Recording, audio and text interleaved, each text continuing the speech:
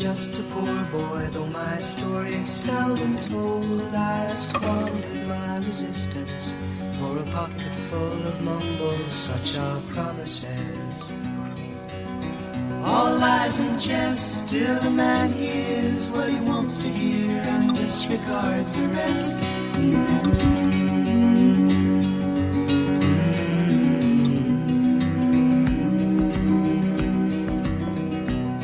When I left my home and my family, I was no more than a boy in the company of strangers, in the quiet of the railway station, running scared, laying low, seeking out the poorer quarters where the ragged people go, looking for the places only they